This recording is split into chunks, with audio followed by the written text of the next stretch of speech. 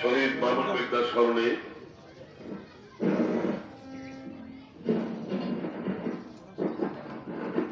আজকে এই স্মরণ সভার সম্মানিত সভাপতি,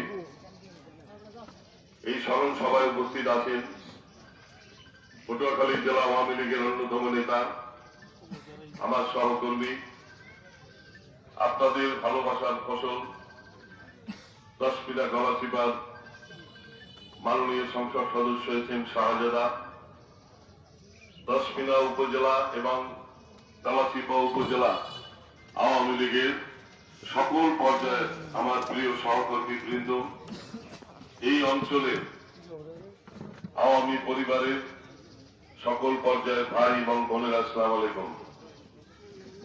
আপনারা 21শে আগস্টের কিছু ধারাবাহিক আলোচনা শাহজাদা এমপির মুখ থেকে আপনারা শুনেছেন। 21শে আগস্ট এবং 15ই আগস্ট একই ধারার একটি ষড়যন্ত্র। আমরা 75 উত্তর বাংলাদেশ কিন্তু আমরা দেখেছি, 70 উত্তর আমরা পূর্ব পাকিস্তানও আমরা দেখেছি, কিন্তু 75 উত্তর এই বাংলাদেশের দৃশ্যপট ছিল একটি কালো অধ্যায়। এবং আজকে যে দিনটি, এই দিনটি এরকম একটি ঘটনা তৈরি হবে, এটা টোটাল পরিকল্পনা হয়েছিল হাওয়া ভবনে বসে। ওই সময় কালে যদি এনটিভি নিউজ যদি কেউ দেখে থাকেন, আপনারা দেখবেন যে মঞ্চের যে অপোজিটে 4তলা 5তলা যে বিল্ডিং ছিল, সেই বিল্ডিং এর ছাদ থেকেই উপর্যুপুরি যুদ্ধের ময়দানে যে গ্রেনেডটি নিক্ষেপ করা হয়, যে সেই গ্রেনেড কিন্তু নিক্ষেপ করা হয়েছিল। শাহজাদা সাহেব যে কথাটা বললেন, ট্রাকের উপরে যে গ্রেনেডটি নিক্ষেপ করেছিল, ওই গ্রেনেডটা যদি বিস্ফোরণ হতো, ওখানে আওয়ামী পরিবারের শরীর সমাধি হতো। কিন্তু আমরা একটা জিনিস বুঝি যে আল্লাহ যদি তার বান্দাকে বাঁচিয়ে রাখেন, মানুষের সাধ্য কি তাকে মারা। মাননীয় প্রধানমন্ত্রীর বিষয়টা ঠিক এমনি। আপনাদের মনে আছে যে তার বিরুদ্ধে প্রথম ষড়যন্ত্রটা হয় গোপালগঞ্জে 75 কেজি ওজনের একটি টাইম বোম। ওইটা সহ টোটাল 21টা ষড়যন্ত্র মাননীয় নেত্রীর বিরুদ্ধে, কিন্তু আল্লাহ তাকে বাঁচিয়ে রাখবেন। এই শূন্য আয়ের বাংলাদেশ, এই নিম্ন আয়ের বাংলাদেশ, তলাবিহীন ঝুলির বাংলাদেশ আজকে খাদ্যে স্বয়ংসম্পূর্ণ হবে। দেশ আজকে অর্থনৈতিক মুক্তির পথে। এই কারণেই কিন্তু আল্লাহ তাকে বাঁচিয়ে রেখেছেন। আমরা কখনো শুনি নাই যে বিশ্ব রাষ্ট্রনায়কেরা সরকারের টাকায় গ্রাম পর্যায়ে ছিন্নমূল মানুষ, ভূমিহীন মানুষদেরকে ঘর তুলে দেয়। যে ইতিহাস বাংলাদেশে সৃষ্টি করেছেন মাননীয় প্রধানমন্ত্রী। উনি যদি বেঁচে না থাকতেন, তাহলে আজকে দেশ যে জায়গাটা এসে উপস্থিত, দেশ কিন্তু এই জায়গায় আসতো না। এরপরও কিন্তু ষড়যন্ত্র আছে, ষড়যন্ত্র কিন্তু চলছে। তার একটা এক্সাম্পল বরিশালের ঘটনা। আজকে দেশে একটি আমলাতান্ত্রিক জটিলতা এবং রাজনীতি মধ্যের মধ্যে একটা মনস্তান্ত্রিক দ্বন্দ্ব দীর্ঘ সূতিকায়, এটা কিন্তু আমরা লক্ষ্য করি।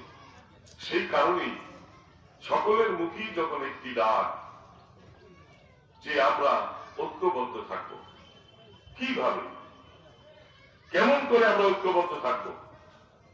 আমি যদি দলের অভ্যন্তরে মাইম্যান প্রোডাকশন না দেই, আমি যদি নিজে আমাকে আমিত্ব না দেখাই, আমি যদি মনে করি যে আমি জেলার সর্বোচ্চ অভিভাবক, এই 10 মিনিট গলাচিপায় আমার একটি নিজস্ব ধারা তৈরি করতে হবে, তাহলেই কিন্তু আমরা দলকে ঐক্যবদ্ধ করে রাখতে পারবো। আমাদের কাজটা কি, আমাদের দায়িত্বটা কি, এইটা বুঝে শুনে আমাদের কাজ করতে হবে। আমাদের এমপি সাহেবরা, আমাদের জনপ্রতিনিধিরা, তাদের কাজটা কি? তারা কিন্তু সরকারের ডেভেলপমেন্ট পার্টনার। এখন উন্নয়ন এবং দল এর মধ্যে থাকতে হবে একটি ব্রিজ। আজকে যিনি আমাদের এই এলাকার যিনি নির্বাচিত জনপ্রতিনিধি, তার প্রতীক ছিল কিন্তু নৌকা। ইউনিয়নের নির্বাচন, সেখানেও প্রতীক কিন্তু নৌকা। উপজেলায় নির্বাচন, সেখানেও কিন্তু নৌকা। কিন্তু একটা কথা প্রচলিত আমরা লক্ষ্য করি, যখনই ন্যাশনাল ইলেকশন হয়, এইটাই কিন্তু শেখের নৌকা, এটাই কিন্তু হকের নৌকা। কিন্তু মাননীয় প্রধানমন্ত্রী যখন ইউনিয়ন পরিষদে নৌকা দেয়, এই নৌকা তো সেই নৌকা নয়। এই কথাটা ঠিক কিনা? অতএব এই জায়গাটা থেকে আমাদেরকে বের হয়ে আসতে হবে। বাংলাদেশ আওয়ামী লীগ এই জায়গাটাই খুব কঠিন, যে কারণে আমরা জেলা পর্যায়ে যারা দলের অভিভাবকের দায়িত্ব মাননীয় প্রধানমন্ত্রী দিয়েছেন, আমরাও কিন্তু এই জায়গাটাই খুব কঠিন। সেটার উদাহরণ আমরা কিন্তু বহরমপুরে দিয়েছি, সেটার এক্সাম্পল আমরা কিন্তু এই আলিপুরের নির্বাচনে আমরা দিয়েছি। এবং শুধু গলাচিপায় 4টা ইউনিয়নে আওয়ামী লীগের নেতা কর্মীরা নৌকার বাইরে গিয়ে কোন নির্বাচন করে নাই। যেটা দুমকিতে হয়েছে, দুমকিতে একটা মিটিং এ আমি 23 জনকে বহিষ্কারের ঘোষণা দিয়েছি। তার ফলটা কি হয়েছে? টোটাল আওয়ামী লীগটা ঐক্যবদ্ধ হয়েছে। যে জায়গাটায় নির্বাচনে জিততে পারবো না, সেই জায়গাটায় মুরাদিয়া ইউনিয়নে আমার নির্বাচন জয়লাভ করছে। আর একটা ইউনিয়ন ছিল পাঙ্গাসিয়া, যেখানে আমাদের জেতার সম্ভাবনা ছিল, সেখানেও কিন্তু আমরা একই কাজ করেছি। এবং নির্বাচনের দিন আমি যদিও 10 মিনিটে ঢুকতে পারি নাই, কিন্তু গলাচিপা এবার উঠি নাই, ওপারে 2টা ইউনিয়ন, দুমকির 3টা ইউনিয়ন, এই 5টা-6টা ইউনিয়নে যাওয়ার আমার সুযোগ হয়েছে নির্বাচনের দিন, এবং 5টায় আমরা বিপুল ভোটে নির্বাচিত হয়েছি। একজন নেতা, কেন্দ্রীয় নেতৃবৃন্দ যখন জেলায় আসে, তখন কিন্তু জেলার নেতারা একটু উর্বর হয়, একটু সংগঠিত হয়। ঠিক তেমনি একটা ইউনিয়ন পর্যায়ে জেলা পর্যায়ের নেতৃত্ব যখন আসে, তখন কিন্তু নেতা কর্মীরা একটু ঐক্যবদ্ধ হওয়ার চেষ্টা করে। এখানে এই পরিবারকে ধরে রাখার সবচেয়ে বড় দায়িত্ব হল যিনি এই এলাকায় উন্নয়নের দায়িত্বটায় আছেন, যিনি এই সরকারের ডেভেলপমেন্ট পার্টনার, তার সবচেয়ে গুরুত্বপূর্ণ ভূমিকা থাকতে হবে যে আমার এই আওয়ামী পরিবারের সকল পর্যায়ের নেতা কর্মীদেরকে আমার দেখে শুনে রাখতে হবে। এই কথাগুলো এই কারণে বললাম যে গত বছরও আমি এবং আমার সাধারণ সম্পাদক এই জায়গাটায় আমরা এসেছিলাম, তখন এখানে অল্প সংখ্যক নেতা কর্মী ছিল। কিন্তু আজকে গলাচিপা উপজেলা আওয়ামী লীগ, দশমিনা উপজেলা আওয়ামী লীগ এবং 2 উপজেলার যিনি ব্রিজ এস.এম. শাহজাদা সহ আমরা জেলা নেতৃবৃন্দ এই জায়গাটায় উপস্থিত হওয়ার কারণে আজকে এইখানে অনেক নেতা কর্মীর উপস্থিতি আমাকে মুগ্ধ করেছে। আমরা বিশ্বাস করি আমরা সকলে যদি ঐক্যবদ্ধ থাকি, কোথায় কি হবে আমার জানা নাই, 10 মিনায় বা গলাচিপায় একটা ইস্পাত সাংগঠনিক শক্তি আমরা আপনাদেরকে উপহার দিতে পারব। আগামী আগস্ট মাসের কারণে আমি 10 মিনার কমিটি ছেড়ে দিতে পারি নাই। সেপ্টেম্বর মাসের 2 থেকে 3 তারিখের মধ্যে 10 মিনার কমিটি আমি ছেড়ে দেব। এই কমিটি নিয়ে আমি অনেক বিচার বিশ্লেষণ করছি, যেহেতু আমি আপনাদের বাড়ির ছেলে, বাড়ির পোলা। কারা অনুপ্রবেশকারী, কারা স্বাধীনতা যুদ্ধের পরিবারের সন্তান, কারা 2009 সালের পরে এসেছেন, কারা দলে ইলেকট্রিক, এই 3টা চরিত্র আমরা বিশ্লেষণ করে এরপরে আমরা এই 10 মিনা উপজেলা আওয়ামী লীগের কমিটি আপনাদেরকে উপহার দেব। তারপরে ভুল ত্রুটি কিছু থাকবে। গলাচিপায় কমিটি দিয়েছি, কিছুটা ভুল হয়েছে, হয় না এই কথা আমি বলি না। কিছু ত্রুটি বিচ্যুতি হয়েছে, কিছু। তার পার্সেন্টেজ কত? পার্সেন্টেজ কত? 5%। তা 95% ছিল আমাদের সিদ্ধান্তটা যুক্তি। আপনাদের এখানেও 2 থেকে 3% কিছু এদিক ওদিক হবে, কিন্তু শতকরা 95-96% থাকবে যারা অ্যাবসলিউটলি আওয়ামী পরিবারের সন্তান। আপনারা খুশি? এখন এই খুশি, এই কারণে কথাটা জিজ্ঞাসা করলাম যে শোকের মাস, আমরা শোককে যদি সত্যিতে পরিণত করতে চাই, আমাদেরকে পাঁচমিশালি থাকতে হবে। সেপ্টেম্বর মাসের দিকে যদি করোনার পরিস্থিতি 10% হয়, তাহলে আমরা মনে করব যে আমরা ঝুঁকি মুক্ত। তারপরে হয়তো আমাদের যে অসমাপ্ত সাংগঠনিক কাজগুলো আছে, ওয়ার্ড, ইউনিয়ন, এই সাংগঠনিক কাজগুলোকে আমরা হাত দেব খুব তড়িৎ গতিতে। আমি নিজে কিন্তু একজন ব্যক্তিগতভাবে সাংগঠনিক মানা মানুষ। আমি 24 ঘন্টা, আমার মনে হয় 12 থেকে 13 ঘন্টা আমি এই দলের পিছনে আমি আমার মেধাশ্রম দেই। এবং পটুয়াখালী জেলা আওয়ামী লীগ আজকে আপনাদের দোয়া আশীর্বাদে অনেক শক্তিশালী। আমি দায়িত্ব পাওয়ার পরে আওয়ামী লীগে আমি নতুন গতি এনে দিয়েছি, কিন্তু সাংগঠনিক কার্যক্রমটা আমি সঠিকভাবে এই করোনা মহামারীর কারণে পরিচালনা করতে পারি নাই। আপনারা সবাই ঐক্যবদ্ধ থাকবেন। আর মামুনের পরিবারের ব্যাপারে আমি 2-1টি কথা বলি, আমার কথায় কষ্ট পাবেন না। বাংলাদেশে কিন্তু অনেক শহীদ পরিবার আছে। আমরা একটু গুরুত্ব দেই যে পটুয়াখালী জেলায় 21শে আগস্টের গ্রেনেড হামলায় একটা পরিবার, একটা ছেলে। সুযোগ সুবিধা মাননীয় প্রধানমন্ত্রী অনেক দিয়েছেন।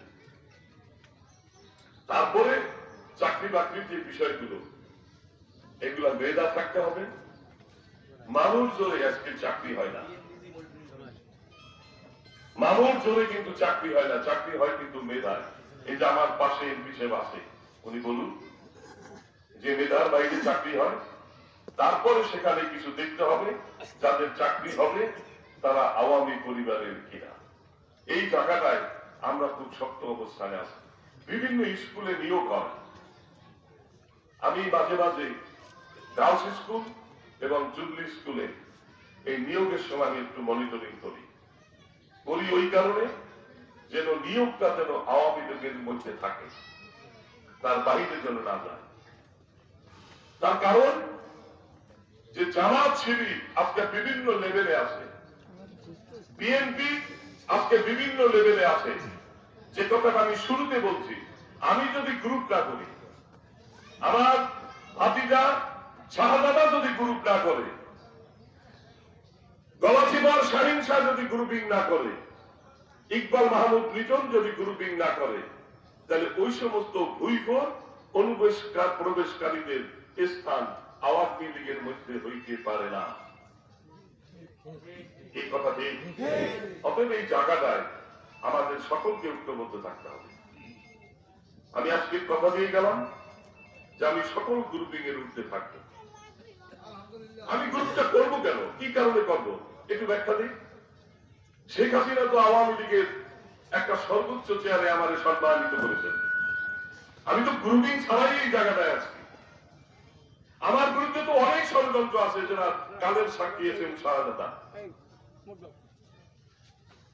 এই ষড়যন্ত্র মোকাবিলা করেই আজকে তো যেটা চাই নেই সেটা পেয়েছে।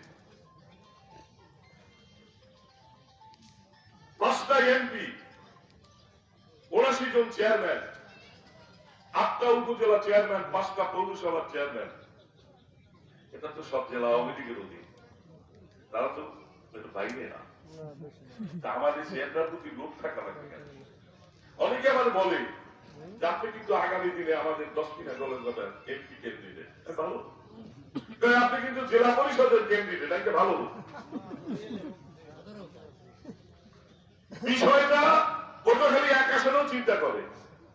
আমি একটা সাক্ষাৎকার দিয়েছি, যদি কেউ দেখে থাকেন তাহলে দেখবেন, সেখানে আমি বলেছি যে আমি জেলা আওয়ামী লীগের সভাপতি, এটা করছে কিন্তু মাননীয় প্রধানমন্ত্রী। অতএব উনি আমাদের এই জায়গায় রাখবেন না জেলা পরিষদে দেবেন না এমপিতে দেবেন, এটা ওনার ব্যাপার, এখানে আমার কোনো ব্যাপার নাই।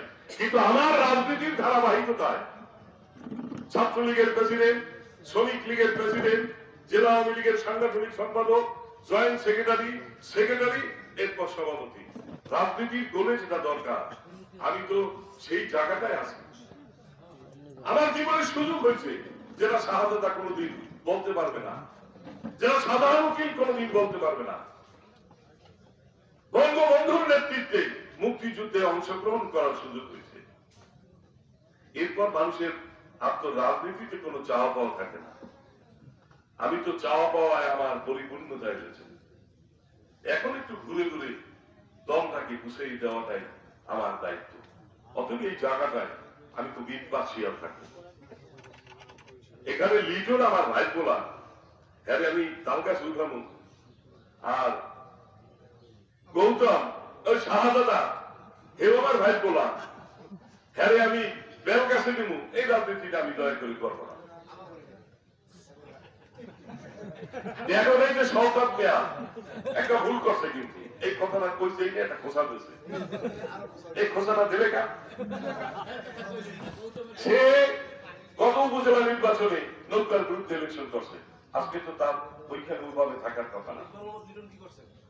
ইকবাল মাহমুদ লিটনের প্রসঙ্গটা যখন আসবে তখন আলোচনায় আসবে, আমি কিন্তু টোটাল বিষয়টাই মনিটরিং করি,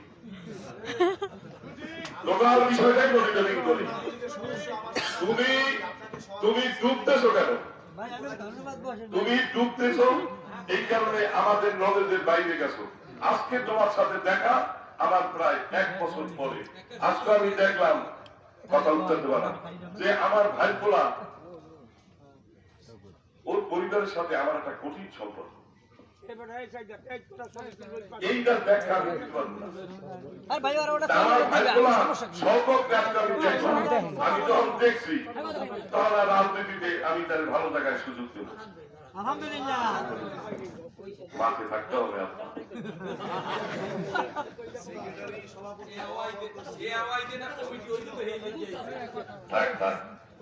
মাঠে থাকলে নলেজে থাকে। এখন আমি এই কথাটুকু আপনাদের এই কারণে বললাম যে গত ইউপি নির্বাচনে যারা নৌকার বিরোধিতা করেছেন, কোন অবস্থাতে সাধারণ ক্ষমা করার সুযোগ আমার হাতে নাই। বুঝতে পারছেন কিনা সাগর সাহেব? কোন সুযোগ নাই, অপশন নাই। অতএব পজিশনে সবাই আগামী দিনে কাজ করবে। শেখ হাসিনা এই জায়গাটা আসছে এই কারণে যে আওয়ামী লীগ করবেন, আমার নেতা মানবেন, আপনার আমার সিদ্ধান্ত মানবেন না, সেই আওয়ামী লীগ শেখ হাসিনার লাগবে না, আমাকে লাগবে কি কারণে? উনি যেটা করবে, উনি যেটা বলবে, আমরা সেটা দেখব। একটু পাশমিশালি কথা এই কারণে বললাম যাতে আপনারা বুঝতে পারেন আগামী দিনের পথ চলা আপনাদের যাতে মসৃণ হয়। আজকে কিন্তু আপনারা স্লোগান গুলো দিলেন, এটা ঠিক করে মাথায় রাখবেন। জাতীয় শোকের মাঝে একটু শ্রদ্ধা দেখাতে হয়, সম্মান দেখাতে হয়। স্লোগান দিলেন এমপি সাহেবের, তাতে আমরা কিন্তু তাল গাছে উঠবো না। যেখানে যেখানে ওঠার হ্যানে উঠে গেছে। নতুন করে ওঠার কিছু আছে? সবাই ভালো থাকবে। আমরা আগামী দিনের পথ চলা সবাইকে নিয়েই করতে চাই। জয় বাংলা, জয় বঙ্গবন্ধু। আসসালামু আলাইকুম।